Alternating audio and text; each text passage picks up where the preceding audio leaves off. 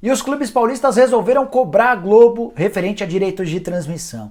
No vídeo de hoje do canal do Nicola, te explico essa história. Quero te falar sobre o acerto de Eduardo Barroca com o Vasco. Sim, ele esteve contratado para essa temporada, te explico em que momento. Quero te contar também sobre o Cruzeiro e seus reforços, baseado no que eu ouvi nessa quinta-feira do presidente José Dalai Rocha. E para fechar, informação importante sobre os filhos de Hulk, que estão treinando no Palmeiras em fase de testes.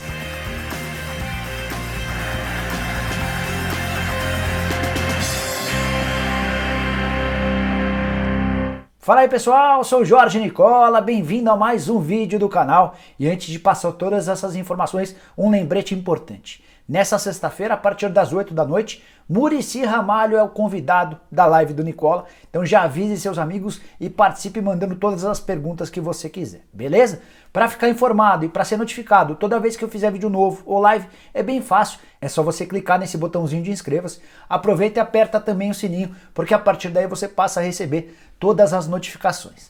Quero começar o vídeo dessa sexta-feira falando sobre a entrevista, sobre a live dessa quinta com o José Dalai Rocha, presidente do Cruzeiro, a live mais assustadora que eu já fiz até aqui. Não por conta do convidado, obviamente, mas por conta de tudo que ele contou ter encontrado no Cruzeiro, com vários escândalos. Vou deixar o link da live aqui para você assistir, mas queria destacar alguns dos reforços que podem chegar para o Cruzeiro, de acordo com o presidente. Perguntei sobre o Wesley, zagueiro do Vasco, e ele confirmou que interessa. Perguntei sobre Regis, meio atacante que pertence ao Bahia, e ele confirmou que as negociações estão muito avançadas. Já sobre Jadson, ex-meia do Corinthians, a tendência é que com a contratação do Regis, o Jadson perca espaço. Também teve uma hora super interessante que ele conta que o Kleber Gladiador sim interessa ao Cruzeiro. A primeira rodada de negociações não avançou, mas é um nome que segue na pauta da Raposa para a disputa da Série B. Você não pode perder essa live super interessante com vários pontos sobre dívidas, processos da FIFA, críticas do presidente ao Thiago Neves, ao Itário Machado, ao Wagner Pires de Sá, imperdível.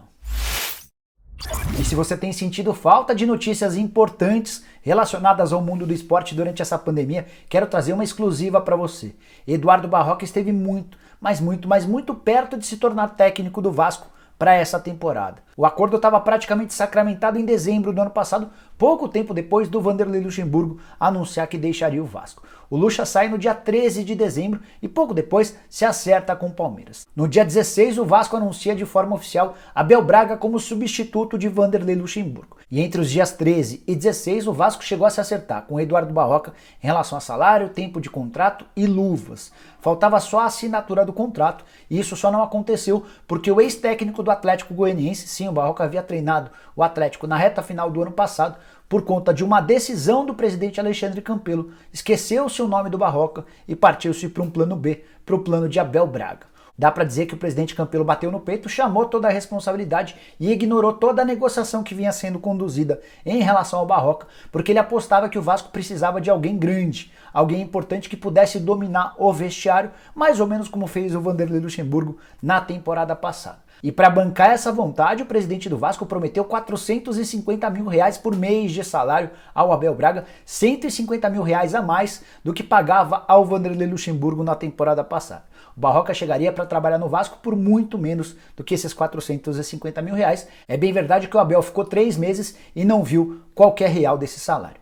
Para completar, com a saída do Abel, o nome do Barroca voltou a ser especulado, mas nesse momento não se falou sobre Barroca dentro do Vasco da Gama. Foi o Barroca que deixou vazar lá de Curitiba, onde ele está trabalhando à frente do Coxa, que estaria nos planos do Vasco da Gama. Isso pegou bem mal para o presidente Alexandre Campelo e para os outros homens do departamento de futebol do Vasco. Até por isso o Vasco nem cogitou a possibilidade de contratar o Barroca nesse segundo momento e acabou optando por efetivar o Ramon Menezes, que era auxiliar técnico.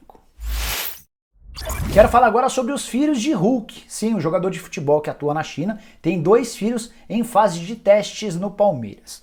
O Ian, de 10 anos, e o Thiago, de 8 anos, desde março têm passado por um processo de seleção no Palmeiras. Isso foi um pedido do Hulk ao João Paulo Sampaio, que é o gerente das categorias de base do Verdão. Eles são muito próximos, muito amigos. O João Paulo chegou a ser treinador do Hulk lá nos tempos de Vitória da Bahia, quando o Hulk ainda era do time juvenil.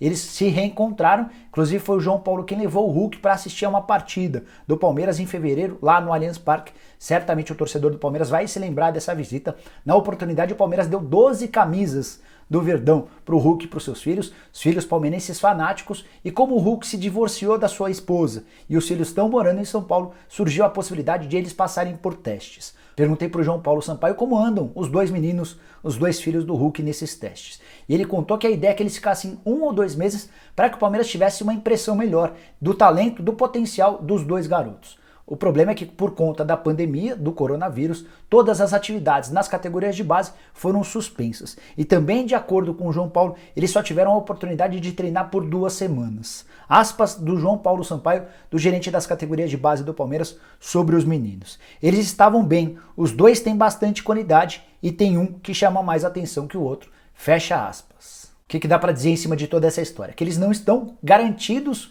como atletas das categorias de base do Palmeiras, mas tudo se encaminha para que isso ocorra assim que as atividades forem liberadas e os atletas da base do Verdão puderem voltar a treinar. Para fechar, quero dividir com vocês mais uma informação exclusiva agora envolvendo clubes paulistas e Rede Globo, mas a notícia que interessa a vários outros clubes porque pode abrir um precedente importante. Nessa quarta-feira houve uma videoconferência entre os presidentes de todos os clubes da primeira divisão do Campeonato Paulista com o pessoal da federação. E nesse encontro ficou definido que o Campeonato Paulista desse ano terminará dentro de campo, ou seja, excluiu-se a possibilidade de não haver continuidade da competição. Notícia importante que preocupava demais os clubes do interior.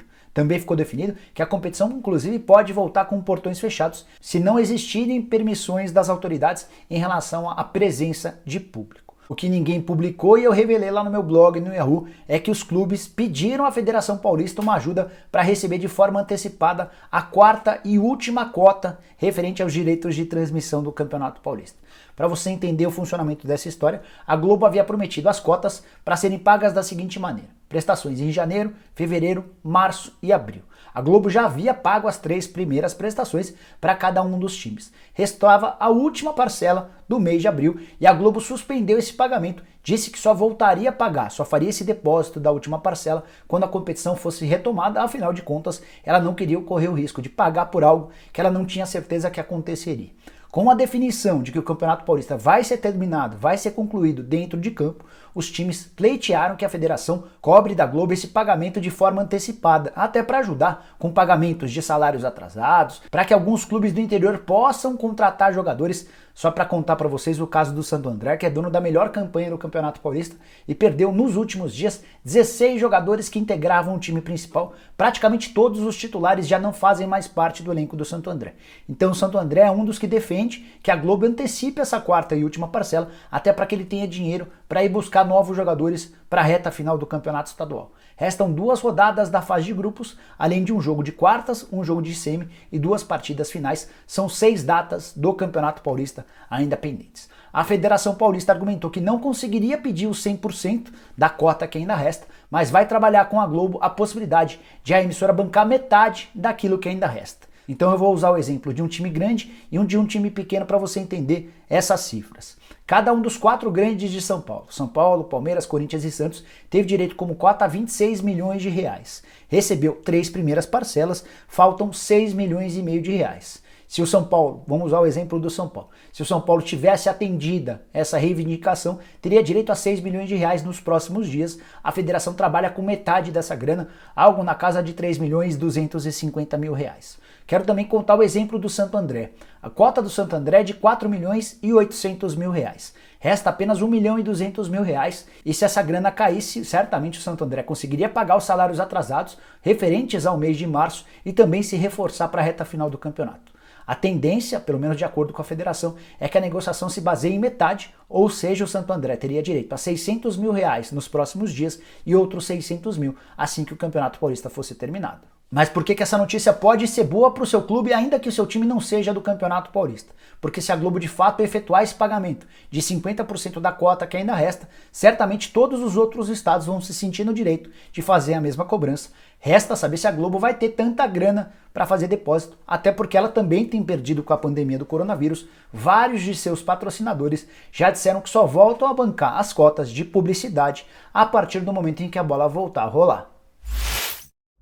Bom, pessoal, eram essas as informações que eu queria dividir com vocês nessa sexta-feira. Espero que tenham curtido o vídeo e deem um like por aqui. Quem ainda não se inscreveu no canal do Nicola é bem fácil.